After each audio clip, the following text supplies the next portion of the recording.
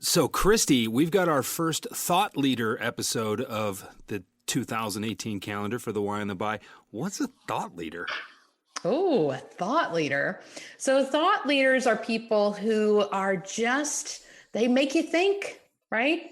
So it's just people who really spend time on certain topics, and they spend a lot of time diving deep. This is not a surface level episode. Well, you know a thing or two about diving. I know a thing or two about thinking. Let's get started. Hi, Christie. Hi, Jeff. We're recording now. The many hours of conversation you and I have had, Yeah. We've had probably half of them that haven't been recorded. You know what we should do? We should start a podcast. You think? Let's call it the Why and the Buy. All right.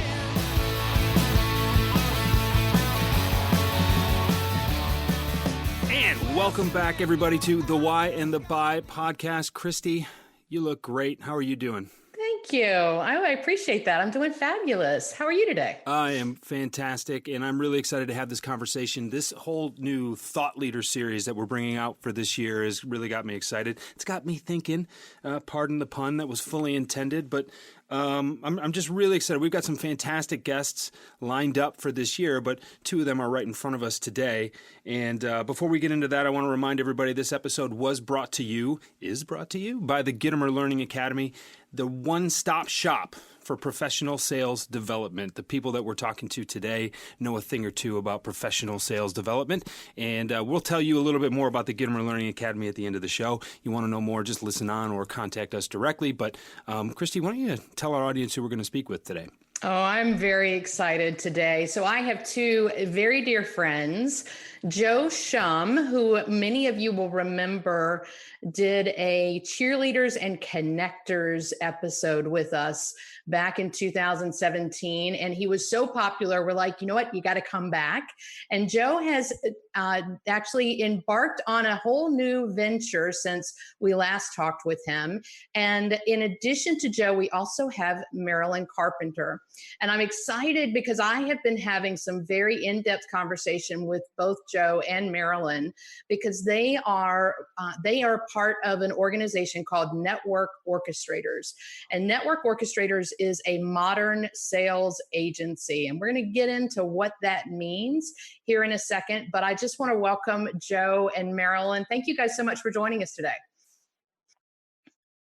We are so happy to be here. I'm glad to be back. It's such a fun little environment to hang out and exchange ideas. And now I brought along a dear and old friend and new business partner. So I'm glad that Marilyn's along too. So. Hi, Christie. Thanks so much. And I'm really privileged to be here with you today, talking about one of my favorite topics. Yeah, purpose. And Marilyn, you and I have had a couple of sidebar conversations about this as well. And I know that you have got some gems for our audience. So just to remind our audience, one of the things that we are doing differently in 2018 is that each month carries a theme with it. And we will have a thought leader that talks about that theme. And this month's theme is all about purpose. And we'll dive into exactly what we mean by that in just a second. But I'd like to first have Marilyn and Joe talk about the journey for Network Orchestrators. And Marilyn, what is a modern sales agency exactly? Good question. I love that question. And we like to refer to ourselves as a modern sales agency because the work that we do with our clients is focused distinctively on the human side, human-centric, and even, as we like to call them, buyer-centric processes that, customer acquisition processes. And what's more, we're a network of accomplished sales and marketing leaders who are also coaches and that bring wisdom, modern sales and marketing experience, and just these kind of proven methodologies that are bringing the human element of selling back into the picture that this digital era has kind of, taken away by storm. And we all do it with this purpose-filled passion to to help drive the success of our clients' growth. I read this just, I don't know, maybe a week ago, but salesmanship is coming back in style. And I really, really like that concept. It's the idea that you still have to connect with people. There still has to be some compelling reason to do business with you. You can't just overwhelm people with a list of features, benefits, technology, and essentially arguments, about why you should be using this program or that strategy or this other thing over here. I mean, with so much information coming at us, and Christie and I have talked about this, several times, but the idea that everybody's got a megaphone. And sometimes that's a really good thing. And sometimes it's not so much. And I think what gets lost is that selling is a transfer of enthusiasm and between two connected parties. And the key word there is connected. And that is definitely getting lost, because how many social media feeds are on autopilot? How many times, do you feel, and do you feel like you need to do that in order to play the game? And, is there, not only are salespeople and organizations losing connection with their customers and their prospects, they're losing connection with their own processes from a standpoint of trying to automate everything. And I think some automation is good. Don't get me wrong. I'm not a hater in that regard, but I think it gets overused, and too much of a good thing is not a better thing. Yeah, Jeff, you make a great point, and we'll talk about this a little bit more, as we get into how we, weave purpose into the work that we do with our clients. But one of the things that we've helped sellers realize is that from the start of their desire to work with a client, the goal ought to be first to make a connection, that human connection, rather than, as you were talking about, the speeds and feeds that tries to get you an appointment. Making that human connection with our buyers is the way that we're, kind of bringing ourselves into the hearts of the buyers and resonating. Yeah, I like how the conversation is tracking here, and we should say too, Christie and Jeff, that we've evolved. Our message and our raison d'être has evolved in the last few months, because we've just been continuously inspired by where we see holes. And I think you really were eloquent there about salesmanship, right? The idea of the human part of this. And as Marilyn and I formed, this working partnership, it became clearer and clearer that we almost not sure how to connect with each other anymore, right? We rely so heavily on all these systems, right? As you said, the technology that supports the processes that we adopt is critical. However, we can't just lay in bed 24 hours a day and expect this all to happen automatically, right? And we were at a conference recently, Marilyn and I, and very powerful conference. However, it's focused so much on technology and software and on AI. And we came out of that conference, we looked at each other and said, this is what we're going to do now. We're going to shift one more time. We're going to go from buyer-centric to what we call human-centric. Right? It's all about connecting with each other and understanding what their agenda is, what their purpose is, what they want out of things. Completely curious, no judgment. And then from there, there's an opportunity to co-create, right? There's an opportunity to actually get together and make something happen that suits everybody. It's a level of serving, right? Mm. And so that's what we've come across. This has literally happened in a matter of weeks, and we've been in engagements now together, and the engagements are great. And we see the light in people's faces when we work with them to land a great question, or to create a wonderful conversation, or to better understand what a trigger event is, so that they can turn around and meet a client's needs based on something that's just happened. And so that's why we kind of say that the modern sales agency is really about professional development and behavioral modification in the systems and processes that currently support you.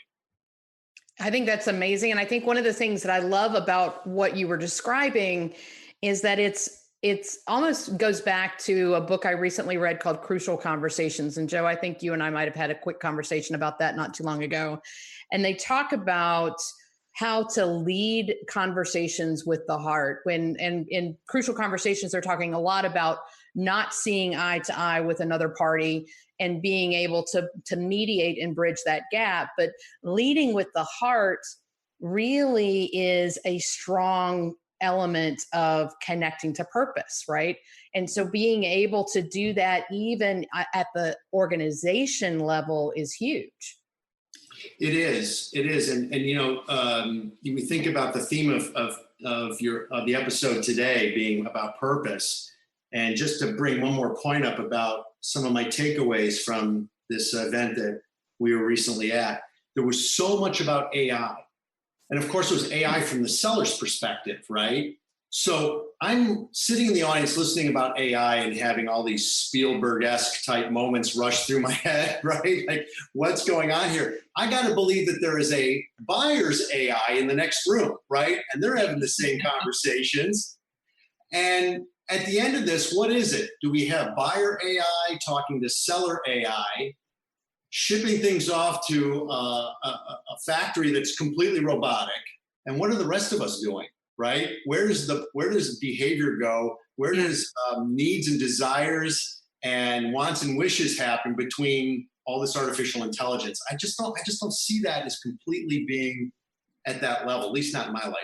So yeah, I want to bring it back down just a touch and see if one of the questions that I had, and I get from people oftentimes, because I do a lot of talks on the element of noise in our life and that it fills the gaps where purpose should exist.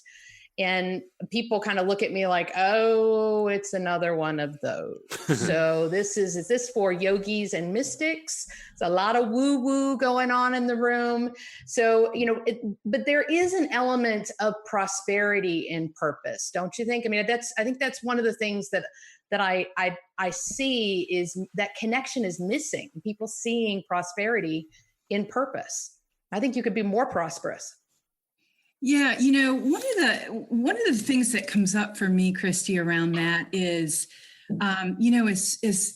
salespeople. I mean, Joe and I are, of this animal, these true sales animals, and for my whole life of selling, we've had to create value for others, and you do that through the product that you sell, but you also do that as the person that you show up, in serving others through your salesmanship.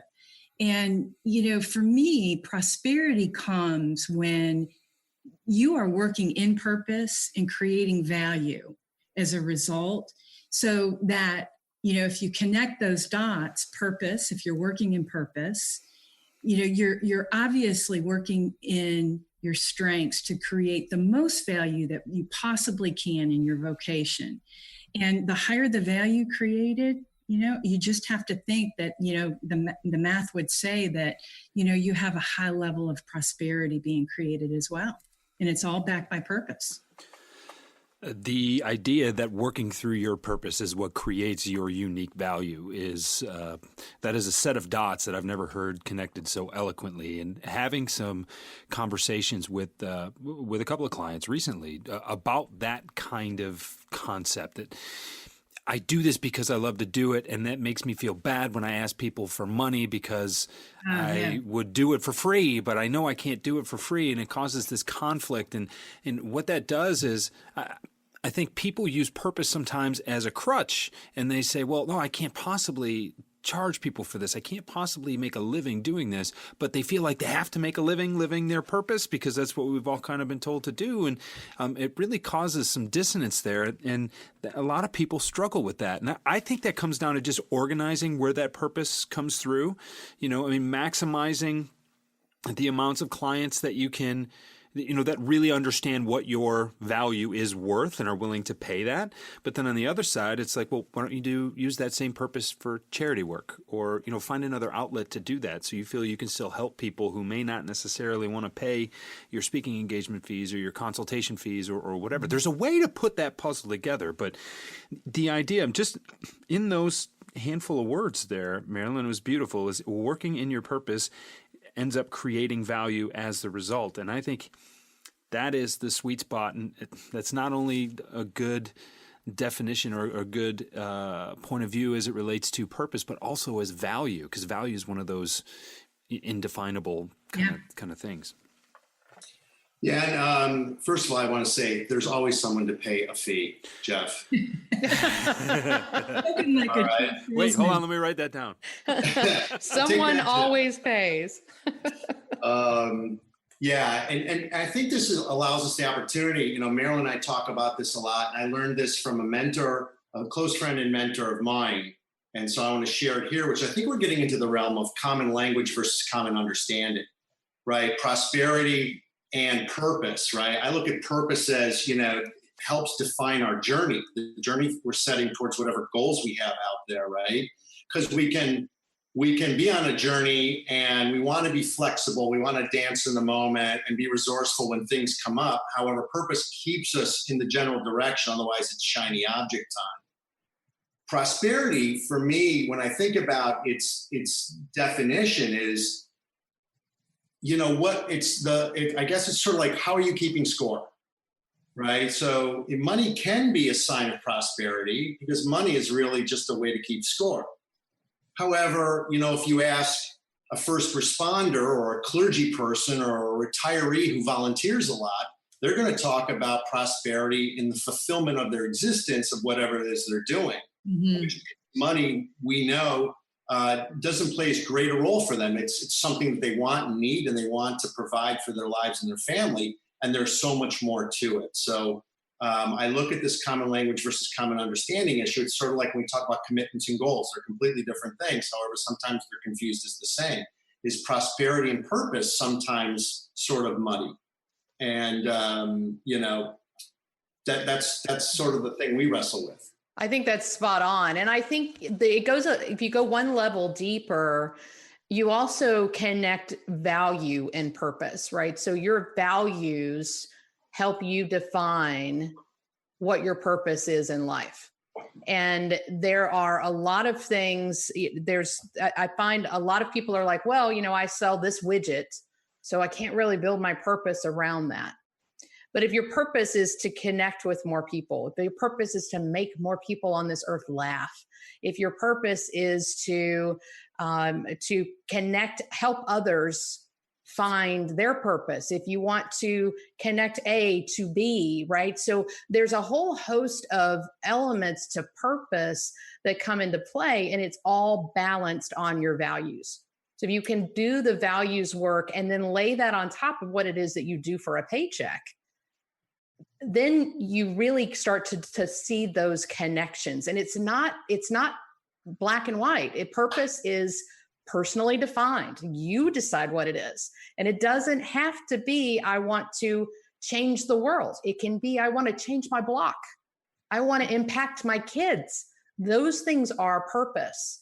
And so being able to define that is critical. And it also helps you make critical decisions in your life, because 5 years from now, if you haven't been making critical decisions based on your values and your purpose, you're going to be in a very different place. You're going to drift way off course. Yeah. In preparation for this episode, I looked up a few definitions from Webster's, and it was really interesting because we talk about this all the time. And as coaches, we are at this level with our clients, whether it's in a room, big room, whether it's in a small team room, or whether it's one-on-one.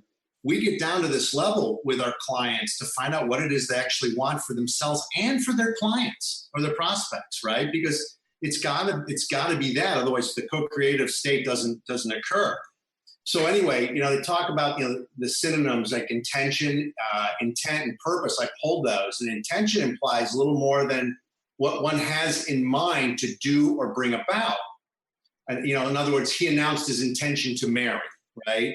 And intent suggests clear formulation or greater deliberateness. The clear intent of the statute is. So it's like, okay, I get that. And here's what I really like. Purpose suggests a more settled determination. So that we can have intents and intention. However, without plugging in purpose, if I read that right, without plugging in purpose, they're just things, they're ideas. Mm-hmm. How many intentions never get off the couch? Yeah, Joe, I got to follow that up because I love that, a settled determination. I've always thought about purpose in that way, kind of being this ultimate bookend. On our humanness, we've got time-space continuum, right? And purpose is this ultimate bookend so that no matter how we spend our moments, it could be an hour, a day, a week, a month, no matter how we spend our moments, if we're intentionally spending our moments and our days by purpose, that's where great things happen. That's where the magic happens, miracles happen. So settled determination, that's a really great framework for that. Yeah. I recently read a statistic that we are on average, the U.S. worker is interrupted 160 times a day. So about every 3.5 minutes, we're interrupted. Sorry. Oh. Exactly. Shiny object, shiny object, shiny object. 61. I love it. Right. 161. So we are all dug from up. Including all four of us, I can assure you. Interruption, isn't it? I can tell already now. We're just going to see who can, eagle claw this thing. So 160 times a day, and 44% of the time, we do it to ourselves. We interrupt ourselves. So, what's interesting is if you were truly intentional and purpose-driven in your life, would you allow that much time to be wasted on a daily basis? It's a lot. Wasted time versus intentional time is a study I'd love to see.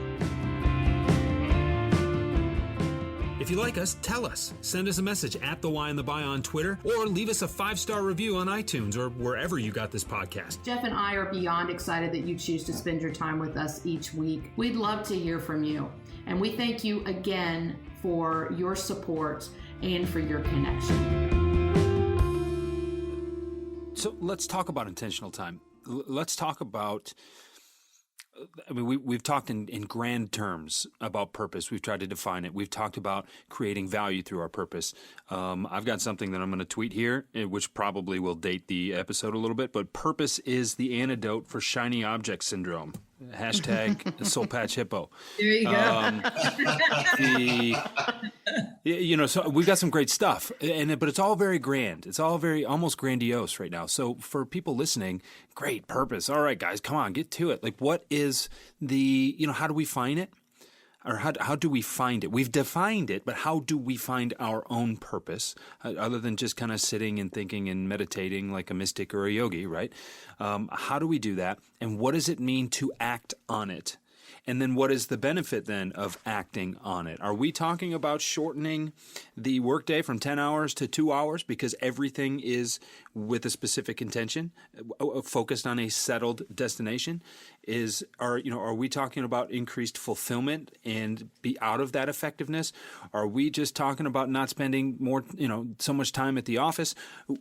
How do we take this? I mean, now, the four of us on this call right now, I think, act with a lot of intention on our purpose, and I think that's why we do what we do. We have a clear understanding of that. Average salesperson, maybe above average salesperson, I'm talking about you, loyal listener, that, you're out here trying to make a difference. You're trying to improve. You're trying to demonstrate an increase in your results and your capacity to drive results. How does, for that listener, how does finding their purpose help them accelerate their success? Yeah, this is how I found my purpose. I first asked myself the question, what is it that I do could do all day long? Forget to eat, forget to take a break. What could I do all day long and just be, on fire and, still going? Answering questions like that for yourself help you back into what your strengths are and your talent themes. And when you can connect the dots between what it is that you do really, really well, plus what it is that you enjoy doing, they're typically the same things. And there's a big story about your purpose behind those questions, I think. I would agree with that. And to connect to your values. Yeah. I mean, in addition to everything you said, is that do they honor your values? We know that when we get frustrated about things, if it is a sale or a sales role or a company that we work for, chances are it's stepping on something important and close to us, dear to us. And now we're compromising. We're in a place where, whether it's just for that moment or whether it's over the course of a career, that really, we have to analyze, are we in the right place for ourselves? Well, this is good. And even the compromise can be intentional, right? So you can absolutely say, I recognize I'm not just allowing this to happen. I'm not just kind of floating along in space and whatever object comes and bumps up against me sends me in a different direction. You're basically saying, this is my destination. This is what I believe in. And so I am going to choose to compromise rather than just allow the compromise to happen. That to me is the difference between a purpose-driven life and a non-purpose-driven life. See, and I have to say that if you allow it to happen, that is a choice you're making. Agreed. It's whether it's conscious or subconscious. Yeah. So let's talk about that compromise, though. Do we need to compromise or do we need to find a common thread? And what I mean by that is there are a lot of people out there in sales roles who really are not passionate about, I don't know, I was cooking earlier, KitchenAid stand mixers, right? It's the holidays. My wife was making cookies yesterday. They're outstanding. I can't believe I haven't eaten them all yet. Oh, send some my way. But she's got the KitchenAid stand mixer out. Somebody sells those. Now, are they passionate about KitchenAid stand mixers? Not a sponsor of the program, by the way. Full disclosure. Are they passionate about that, or are they passionate about cooking, or are they passionate about that feeling that you get when you give someone a gift at the holidays, or when you make a cake for them, or whatever that is? I had a job for a long time with a company that was involved in organ and tissue donation. I was a steward of the human anatomical gift. It was a beautiful thing. Did I have a passion for that? No. It's a wonderful thing that those people do. Every part of the process is beautiful, and it's very, very sensitive, and it has to be handled with care. However, I saw it as a unique opportunity to help people in an industry that I was very familiar with in a unique way. My passion was in helping people in the medical industry. This was a unique way for me to do it. So to draw that parallel, you're out there, you're driving in your car right now, or you're on your way to work and you've got your headphones in and you're listening to us and you're wondering, how am I supposed to find purpose and passion in the widgets that I sell, right? In the, Dunder Mifflin Paper Company, we had the office on yesterday while she was, making cookies, not a sponsor of the program, but these are the things, like no one's passionate about paper. It's endless paper in a paperless world, right? But it's not about the paper. It's about serving somebody. It's about filling a need. It's about your unique significance in the entire process. So for the listeners to kind of really put themselves on the right track, what is it that you're trying to do? Is the position that you're in a meaningful way of you fulfilling that purpose? Or is it a meaningful way for you to collect a paycheck so you can go fulfill a purpose? Because that works too. But are you even thinking along those lines? And I don't know that a lot of people do. I certainly didn't for a long time. And I want to make sure we hit that particular angle with the audience right now, because we're talking about great stuff. But in this world where purpose is easily, surpassed by, speeding podcasts up to 2 times the speed so I can hear more of them? And how can I use AI to make more sales calls for me? And how can I have someone automate this or this or this? How do we find unique significance in all of that, where we feel like we're being lapped by the impersonal nature of, sales 3.0 or whatever they're calling it now? Yeah, and Joe is going to have a lot to contribute to this, but here's just something for your listeners, for the audience on a personal side. I started out my career in sales as a transactional sales rep. We sold hardware, we peddled printers, door to door, and we demoed them. We demoed printers, we took orders, it was a plug and play. If it worked really well, they bought lots of them, and there you go. I was a miserable person going to work every day. It did not make my heart sing. I had the opportunity to work with a company that was moving into solutions, however, and that was more of a transformational product solution set in a transformational sale. It was a longer sales cycle. I had a lot of complex things that I had to learn about and think about and figure out. I had to know a lot more about their businesses. And that really made my heart sing because of my innate strengths. I'm a strategist, and it really, rang my bell to be able to have to make these elaborate account plans and then follow them, and knowing that our products were really creating value for our folks. So sales for the same company, transactional sales, more of solution selling, transformational selling, made my heart sing. Maybe somebody's identifying with that.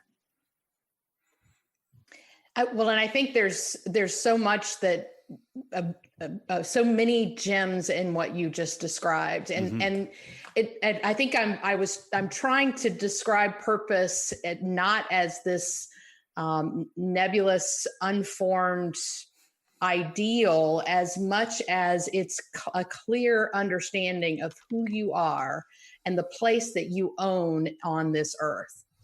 Once you understand that, then it's kind of hard for things to really, that don't matter, that don't plug into that, to get you all worked up and to make that connection. And companies have to do this too. So there's an individual responsibility to own your purpose. Companies have to understand that too, so that individuals have an easy way to map their individual purpose to what the company is driving. So I grew up in the security space. You could say, we sold cameras, access control systems, burglar alarm systems. Half the time, especially in the 90s and the early 2000s, a lot of insurance companies weren't requiring security systems the way that they are today. So it wasn't a requirement. It was usually because either they had an incident happen, or someone on their block or down the street had an incident happen, or someone they know had an incident happen, and they were trying to react to that. So they were reacting out of a sense of fear. But in essence, in the security world, it's all about selling peace of mind, not product. So that's the purpose of what you're doing. And in some cases, if you look at business intelligence, you look at some of these other platforms that are being sold inside of organizations, it's about selling efficiency. I want to make your people more efficient. That's a purpose. The product is a means to that purpose, but the purpose is the end result. And then it becomes a lot easier for the individual, myself in those circumstances, to be able to plug in what it is that what rings my bell. I love that term, right? What rings my bell in that circumstance. So it's a lot about making those connections, and I love that description.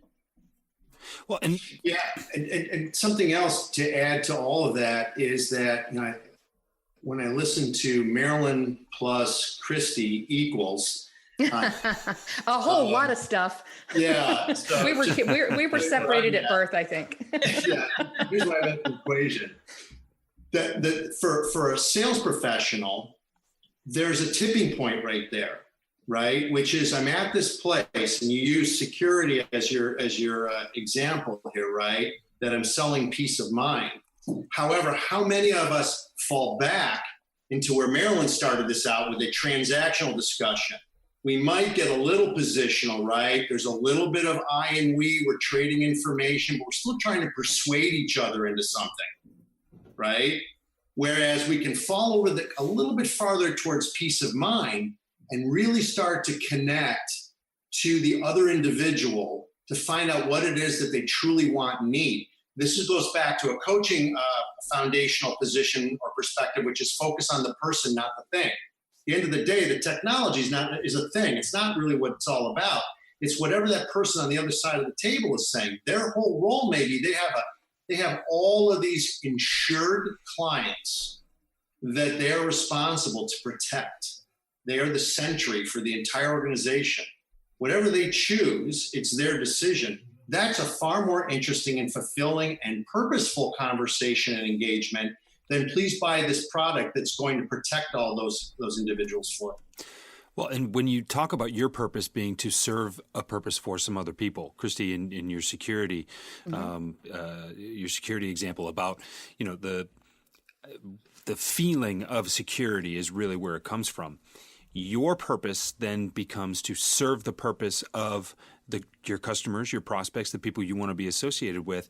And that also, that relationship there helps to create the context around which you can use to talk about your widget, your printer, your camera, your access system, whatever that is. That is, I think, fundamentally almost an upside down approach to the way most people are told or taught to sell.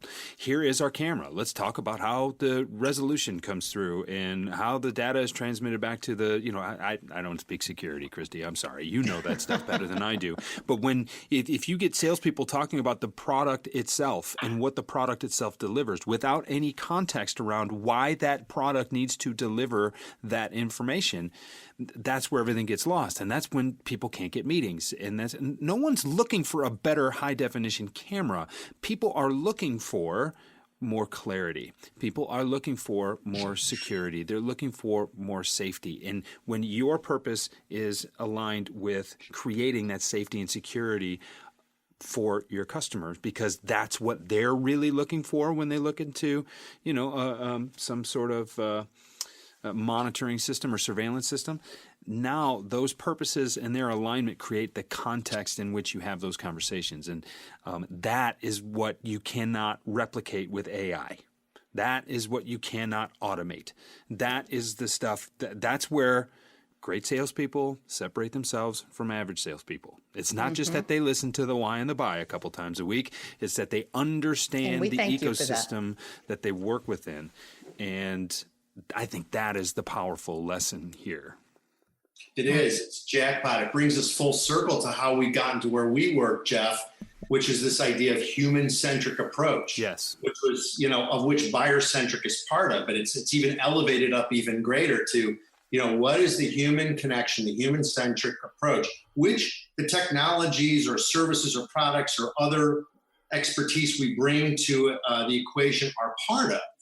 However, the connection at the human interest area, right? What we're trying to do, what we're trying to co-create, that if you can accomplish that and stay there as much as possible, this is how we guide our clients. There is a huge shift for both folks, right? This is not then just about being at work being like this. It's going beyond work and being like this, right? It's about purpose that leaves the office and comes with you. And I think that is also the thing that allows the small business to compete with the behemoth. Because when you think about all these technologies, those technologies exist to scale quickly.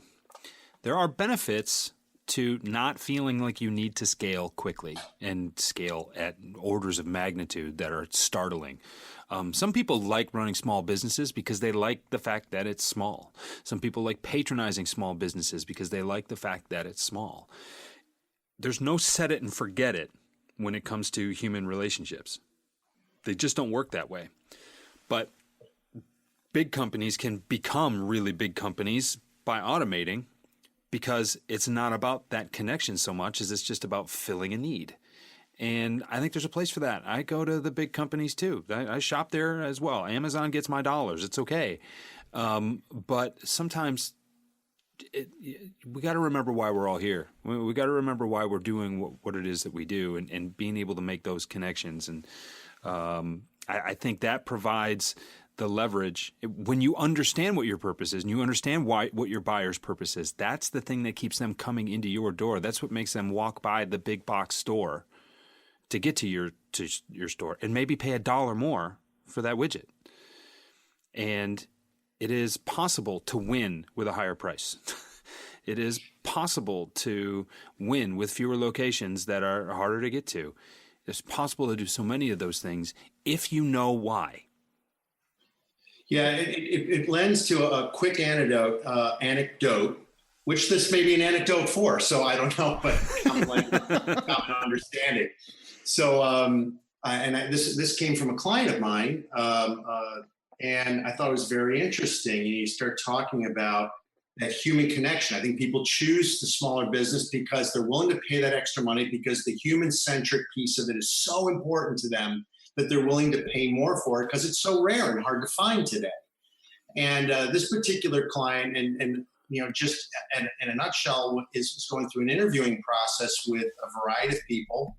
And he had a particular candidate who was extremely excited. The candidate had gone out and looked at the reviews of this company, this small businesses, performance, right, from clients. Their clients had reviewed them very favorably and said really cool things about them in terms of what was honoring the value of working with them and being part of their organization as a customer. And this candidate said that really turned them on.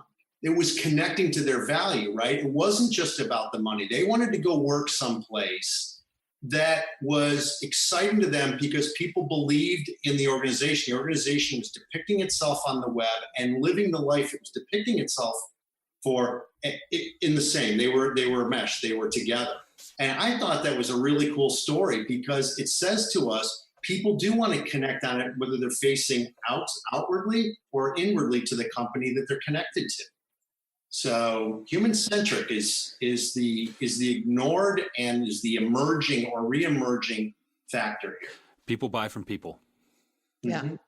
Well, what you just described too, Joe, is going to happen more and more because if you look at any millennial on the job market right now, that's what they're looking for. They want a company they can believe in. So purpose is a really central element to what makes this particular generation tick. And there's something we can learn from that. There is. I learned from that. I loved it when it was being relayed to me. It just, wow, it was really powerful because when I was young in my career, I was looking at numbers, right? What am I getting paid? Do I get a company car? How much time do I get off? What a shame, what a shame that is. It's what a miss. Yeah, and Christie, I think you started out the conversation with this, so I have saved it towards the end.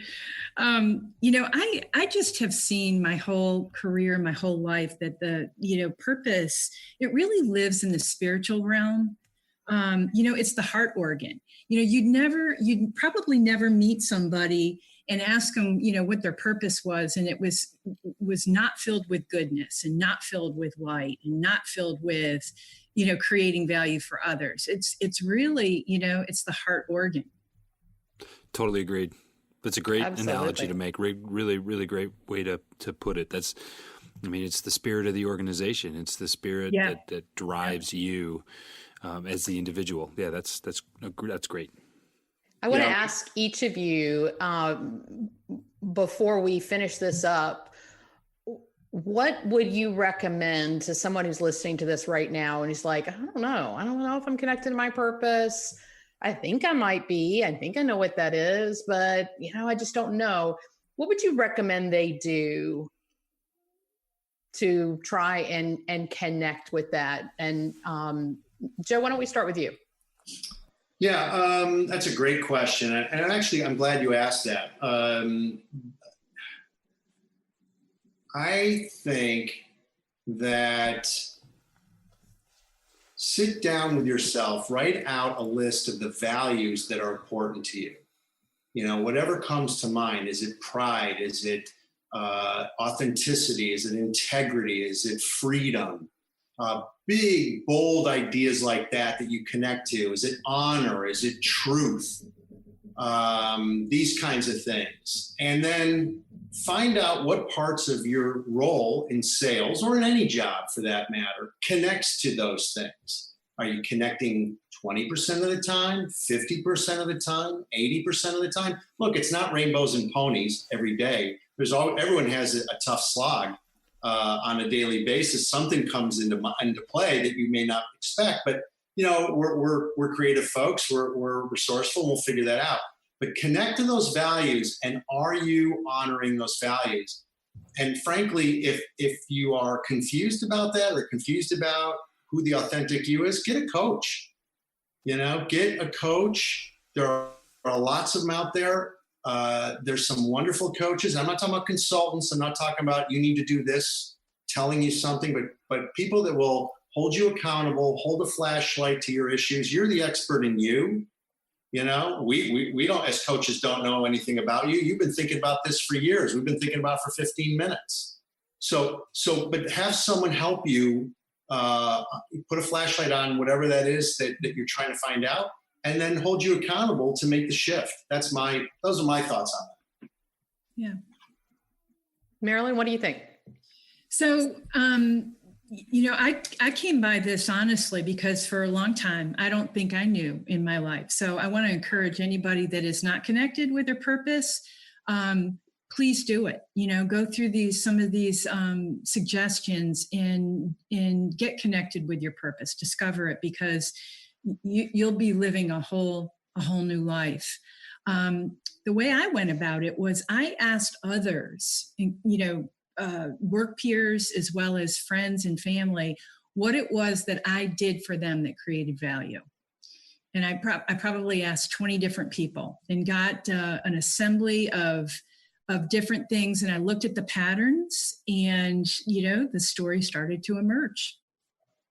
Retrofitting your purpose is a really interesting way to approach it. What's interesting is we tie this into selling again, and that most people don't know why their best customers buy from them. They think it's for something that they told them. They think it's from something that's listed on the website. And when you find out, because you ask, that it's, you know what? You always have something good to say, and so I enjoy talking to you, and I want to talk to you more. So every once in a while when I talk to you, I'm going to give you some money for something, in exchange for something. Or it is, you just make my life easier. This is a terribly complex business problem that I have, and you have a solution that makes my life easier. It's always something below the surface, often well below the surface. And if you ask enough people, they will start to tell you, and then patterns emerge. And does that tell you what your purpose is? No, but it reminds you of what it could be. And then you spend a few minutes every day thinking about that. And you're like, I'll be damned. That's pretty good. Oh, and once you're aware of it, then you start to recognize it everywhere. Right? I mean, it's that top of mind nature to things. You see that new car that you saw in a commercial, watching the Super Bowl or whatever it is. And then all of a sudden there's one on every block and, coming out of every garage because you're just aware of it. But when you can open up your mental bandwidth to that kind of a concept, it's amazing how often it comes along. So I've never thought about retrofitting it that way. And I love that.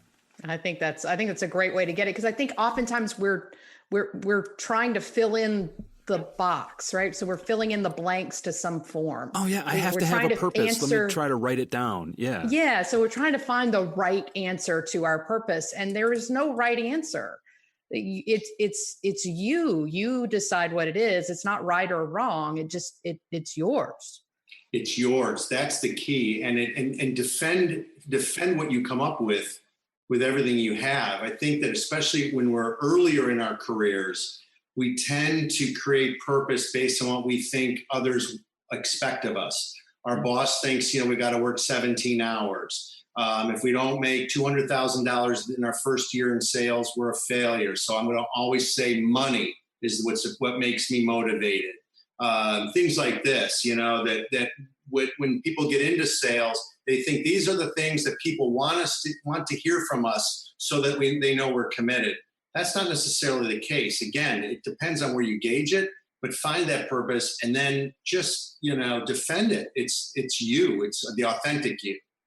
Well, and I like the idea of defending it too, because I can remember early on in my career, those individuals that would bully you into, if you didn't approach things from, I need more, I need more, I need more, I need more, I need more money, I need more things, I need more customers. I mean, all of these things, if you kind of pulled back from that and tried to take a more purpose-driven approach, there were a lot of people who would bully you through it. And if you weren't clear on what you're doing, it was easy to be swayed or to think, oh, well, okay, that wasn't good enough. I'll go back to the drawing board. Oh, I don't know what I was thinking about this purpose thing anyway. Right. So, there's so much to be said for once you find it and you own it, you can defend it all day long. I don't care how big of a bully you are. You're not going to pull me off of my purpose. Right. Totally true. Yeah. Right. Yep. So, you know what we're talking about with purpose, right? It's your why. So now they knew we were going to go that route, didn't they? Joe has already answered this question, so we'll let him answer again, but in a minute. Marilyn, we ask this of everybody, especially our thought leaders, so I hope you have something good prepared, right? I'm going to ratchet up the pressure here. But you said you found your purpose, so what is your why?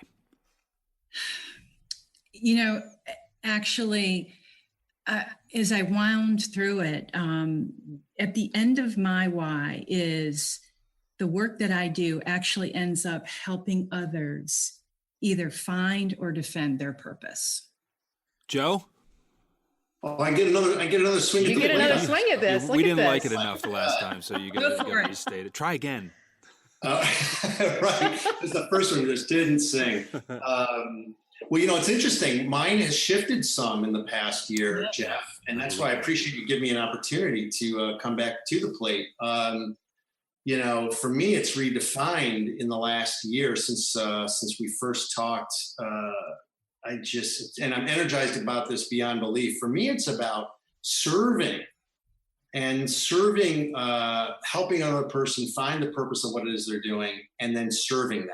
Not helping them, because helping to me creates a situation where one is above the other. I'm not strong enough. I need help. Yeah. Right. Service is about equals, and then matching and meeting that, co-creating and coming up with whatever it is that serves their purpose and honors our collective values. And so that's where I'm at right now. Awesome. I love that it has evolved, because I think that people's purposes do evolve.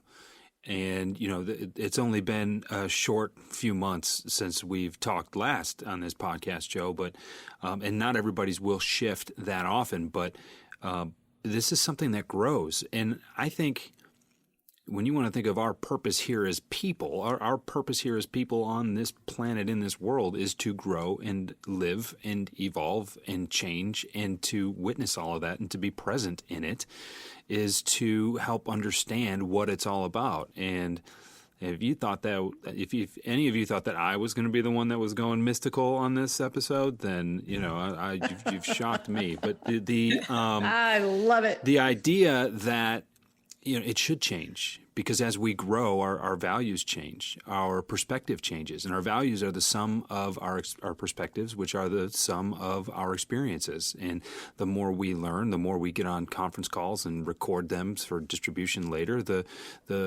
more we're able to grow. And I think there's just tremendous value to that.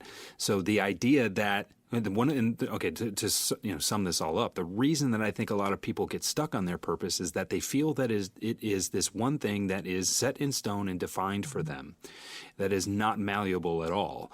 And once you free yourself from that kind of enclosure and realize that this is something that probably shouldn't change willy-nilly, right? Or you've never actually gotten a hold of it, but it is something that can evolve along with yourself and your own personality. Look, I'm not the same person I was 6 months ago, let alone 6 years ago. And that's a good thing. That's the point. So this stuff should evolve, but it should guide your own growth. And it shouldn't necessarily be the result of who you are, but it should be the guide for your own growth as a person, as a salesperson, as a leader, as a manager, as a speaker, as a coach, as what you find people do. Thanks for helping us with this discussion today. This is big. We could probably go for 4 or 5 hours.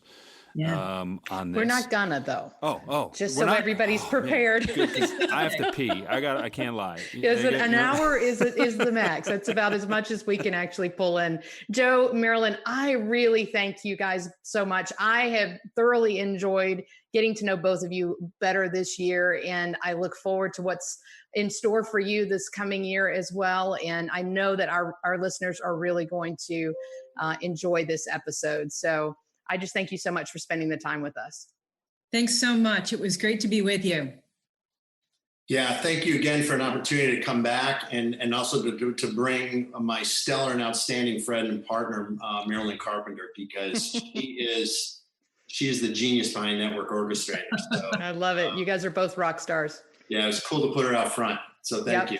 Yep. Well, Jeff, there's no question Marilyn and Joe are solid on their purpose and definitely understand their why. They definitely know their whys. And when you know your whys, your hows and your whats get much, much better. Thanks for being here, and we'll talk to you again very soon. Peace out. I told you once, I've told you twice. I told myself it doesn't matter. 99% of your success is rooted in your understanding and subsequent mastery of the fundamentals. I don't care what it is that you're doing. I was introduced to the fundamental principles of sales when I read Jeffrey Gitomer's Little Red Book of Selling back in 2005. I actually bought it and gave it away 4 or 5 times before I finished it myself. Now Christy and I want to give you something. All of those lessons and so many more are now interactive and available online 24 hours a day, 7 days a week, 365 days a year on the Gitomer Learning Academy. It has never been easier or more accessible to invest 10 minutes a day in your sales success. Go to GitomerLearningAcademy.com to check it out and send us an email to gla@thewhyandthebuy.com and we'll get you set up with a free 2-week trial. Christy and I were looking for a house band for the podcast, and we were told the Roots were busy. So we found the next best thing. They're called Haskins, and they are gigging regularly in southeastern Michigan and all the time at haskinsmusic.com. Go check them out. You're listening to the Podcast Detroit Network. Visit www.podcastdetroit.com for more information.